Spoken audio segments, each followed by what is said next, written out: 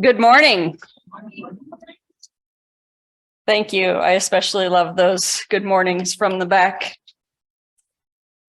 I'm Reverend Michelle Scott-Huffman. My pronouns are she, her, and I'm the minister here at First UU. I am a middle-aged white woman with spiky, mostly gray, slightly brown hair. My sister says it's black, but that's a whole other argument. Wearing black pants and a maroon jacket, go Bears, and happy to be here with you today. I'm excited to talk about wonder because sometimes we just get up in our heads way too far, and we need to access that part of ourselves that can be in awe of something. So I want to invite you to suspend your rationality for even just this hour, and to imagine that you might enter into a space of wonder. Wonder, a noun meaning a feeling of surprise mingled with admiration, caused by something beautiful, unexpected, unfamiliar, or inexplicable. Or a cause of astonishment or admiration as in marvel or miracle, or the quality of exciting, amazed admiration, or rapt attention or astonishment at something awesomely mysterious or new to one's experience. That sounds, well, wonderful. Yes, please. I'd like to experience more of that. It seems that the question of how to experience more wonder in our lives is a bit like the chicken and egg debate. Which comes first? A capacity to be astonished at something beautiful or unexpected, or the observance of something so incredible that it awakens our capacity to be astonished? Perhaps it begins with wonder as a verb. A Cambridge definition is to ask questions or express a desire to know about something or someone. My definition would be something like to lean in with curiosity. And so I wonder, when and where and how are you astonished in a good way these days? What beauty or gift awakens your senses in such a way that something or someone comes across as a marvel or a miracle? One of the people from whom I've learned wonder is Valerie Kaur, the Sikh religion, not the Urban Dictionary meaning cool or fabulous, though she is both. The Sikh woman, Valerie Kaur, is the author of the book See No Stranger and the founder of the Revolutionary Love Project. She writes that wonder is where love begins, but the failure to wonder is the beginning of violence. Once people stop wondering about others, once they no longer see others as a part of them, they disable their instinct for empathy. And once they lose empathy, they can do anything to them or allow anything to be done to them. Entire institutions built to preserve the interests of one group of people over another depend on this failure of imagination. To wonder is to cultivate a sense of awe and openness to others' thoughts and experiences, their pain, their wants and needs. It is to look upon the face of anyone or anything and say, you are a part of me that I do not know yet. And so at the beginning of this month of many holidays, a word derived from the term holy days, I want to lean in with curiosity to wonder at some of the religious and cultural observances happening that might be provoking wonder in billions of people right now. This past Friday, the campus ministry that I lead held one of my favorite annual events, our Interfaith Holiday Showcase. It's our little effort to remind the campus community that there are dozens of religious and cultural holidays that occur during our winter months, and that we can make space for all of them, rather than insisting that ours take priority over everyone else's. As a Christian, I'll go ahead and call out Christians as the main offenders in this regard. I finally stopped responding to every aggressive "don't tell me happy holidays" or "put Christ back in Christmas" social media post with "try putting Christ back in Christian and the rest will probably follow."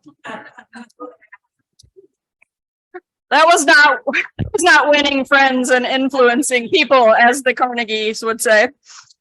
So instead, our ministry set out to highlight some of the wonderful and diverse celebrations that happened during this season of wonder. Also, fun fact that may or may not be true, but that presented itself during my research for this message. According to the online etymology dictionary, the origins of the phrase "happy holidays" is from the mid-19th century in British English, with reference to summer vacation from school. As a Christmas time greeting by 1937 in American English in Camel cigarette ads.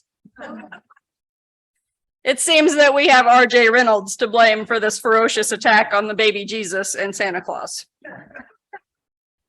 Y'all, see what happens when I shift from wonder to criticism? So much snark and sarcasm. Let's try to get back to wonder.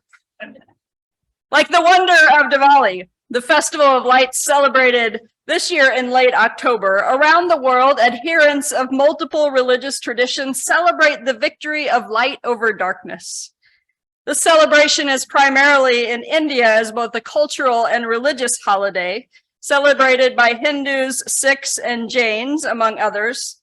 But its observance has spread to other parts of the world as pluralism increases in many places. The largest Diwali celebration outside of India takes place annually in England. Because its spiritual significance varies with adherents of different religions, there are a number of religious myths that accompany the festival, like the celebration of Kali, the Hindu goddess of ultimate power, and one marking the homecoming of the Hindu god Rama after 14 years of exile, and the lighting up of the Golden Temple on the eve of the Sikh festival of Bandikor Divas. And all these people celebrating Diwali aren't the only ones experiencing wonder, the wonder of celebration and hope. Our Jewish friends are also celebrating with light, specifically with 8 candles in the menorah that commemorate a victory for the people of Israel. In the story, the miracle occurred after the liberation of the temple in Jerusalem during the Maccabean revolt. After defeating the Syrian Greeks in the battlefield, the first of the 2 miracles celebrated on Hanukkah, the Maccabees returned to Jerusalem and to the temple. There they wanted to rededicate the temple through the performance of temple rituals, one of which was the lighting of the menorah. However, the menorah could only be lit with pure oil. When the Greeks entered the temple, they had defiled most of the jugs of oil. As the Maccabees searched for pure oil to light the menorah, they found just one cruse of pure oil, which still had the seal of the high priest, the symbol of pure oil. This cruse contained just enough pure oil to keep the menorah lit for 1 day. Miraculously, the one cruse of oil lasted for all 8 days, and by that point, a new pure oil was ready. Hanukkah, then, for some, is a celebration of survival against all odds. Perhaps in a more calm manner, but still celebrating with lights, Buddhists will be celebrating Bodhi Day in just a few days. Bodhi Day is a remembrance and celebration of the enlightenment of Siddhartha Gautama as he sat meditating under a Bodhi tree for a week before achieving his own enlightenment and coming to several realizations that would become the principles of modern Buddhism. Often in celebration of Bodhi Day, lights are strung to recognize the day of enlightenment. The many white or multicolored lights symbolize the many pathways to enlightenment. The lights are turned on each evening beginning December 8th and for 30 days thereafter. A candle is also lit for these 30 days to symbolize enlightenment. And a lighted star is often displayed, portraying the rising of the morning star Venus. Sometimes in Buddhist homes, you'll see a living ficus tree decorated with lights, strung with beads to symbolize the way all things are united. and hung with 3 shiny ornaments to represent the 3 jewels, the Buddha, the Dharma, and the Sangha. Speaking of trees, in the celebration of the winter solstice, which we'll discuss in much more detail later in the month, families might decorate a Yule log to share their hopes for the coming year and to offer gratitude for making it through another season of darkness, and perhaps even to celebrate the gifts of that darkness. Yule logs are sometimes cut from certain types of trees that hold particular meanings. For instance, aspen is the wood of choice for spiritual understanding, while the mighty oak is symbolic of strength and wisdom. A family hoping for a year of prosperity might burn a log of pine, while a couple hoping to be blessed with fertility would drag a log of birch onto their hearth. And we know that many of the solstice and Yule traditions were incorporated into the celebration of Christmas, both religious and cultural. If you asked 100 people what they are celebrating when they celebrate Christmas, you'd likely get almost that many answers. It doesn't often get shared in Christmas services, but there's one story that's particularly meaningful to me when it comes to the celebration of Christmas. And it's the story of the pregnant Mary going to visit her cousin Elizabeth, who was also pregnant with the baby John, who would become known as the baptizer. When these 2 women of a peasant class got together to talk about the meanings of these lives that they were nurturing to bring into the world, the resulting song that Mary sings becomes called the Magnificat. In it, she rejoices in God's favor and offers a prophetic vision of toppled empires and the rise of the lowly to power, saying things like, "My soul glorifies the Lord, and my spirit rejoices in God, my Savior, for he has been mindful of the humble state of this servant. He has performed mighty deeds with his arm. He has scattered those who are proud in their inmost thoughts. He has brought down rulers from their thrones, but has lifted up the humble. He has filled the hungry with good things and has sent the rich away empty." Now, y'all, nobody wanted to hear that. And so there was some conflict around the birth of that baby.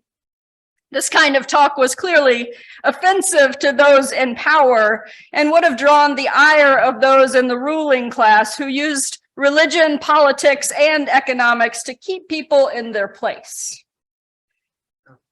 What happens when a sacred text written by and for an oppressed people falls into the hands of the wealthiest, most powerful people in the world is a necessary conversation too.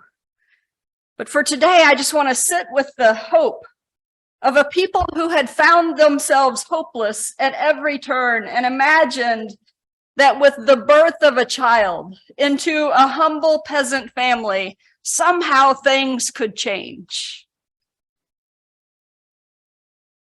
And after Christmas, there's Kwanzaa, a celebration of African American culture that connects African harvest festivals. Kwanzaa was first celebrated in 1966 and developed by American Maulana Karinga during the aftermath of the Watts riots as a specifically African American holiday. I want to give a disclaimer there. Because any activity from the African American community trying to protect their life and livelihood and property that has been named a riot in American history was probably more of a slaughter by white people. So I want to name that when I use the word riots from this source. Karinga said his goal was to give Black Americans an alternative to the existing holiday of Christmas and an opportunity to celebrate themselves and their history rather than simply imitate the practice of the dominant society.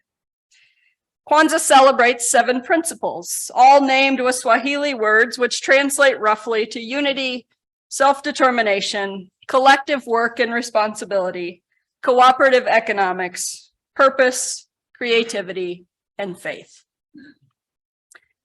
These are certainly not all of the religious and cultural celebrations that take place within this season that we are in. But I hope it's enough to help you see a pattern and a deeper meaning behind the celebration of these religious holidays. In many cases, these observances remind adherents of the roots of their belief systems, of foundational values and principles, and often of a concerted effort to push back against or resist a dominant culture. In other words, they are celebrations of hope and devotion and commitment to ways of being that made the world better for people for whom the world really needed to be better. Sometimes being stuck in the reality of our current circumstances blinds us to the possibility that things could be different.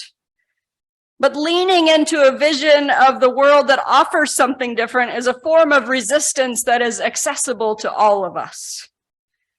Orthodox Bishop Seraphim Sigrist writes that wonder begins in the senses, comes alive in the imagination, and flourishes in adoration.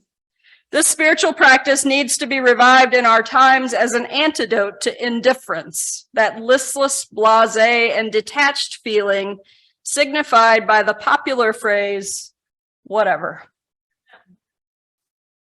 So if you found yourself in that listless, blasé place, I encourage you to open yourself to wonder in this season.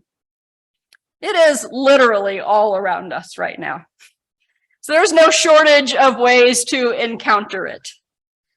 And if the religious celebrations don't work for you, you can just lean into the wonder of the miracle that is your own human body on this planet. Steve Taylor writes, "Don't let the world become familiar. Don't forget the sheer strangeness of being alive.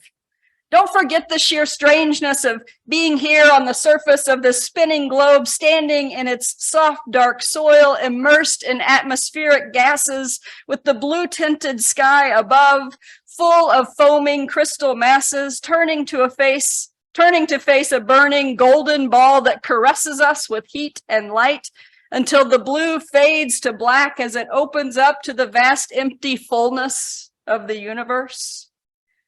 Don't forget the sheer strangeness of being this body that breathes and blinks and heals and grows. A miracle of precision and complexity, a city of ceaseless traffic and industry where 1 million microscopic processes intertwine and millions of tiny organisms labor for the greater good of you, just to keep you conscious and alive. Friends, we are all wondrous collections of marvel and miracle, dabbling together in meaning making. May we all experience that for ourselves in this season, and may we give it as a gift to others who have fallen into that listless and blasé place. Blessed be, and amen.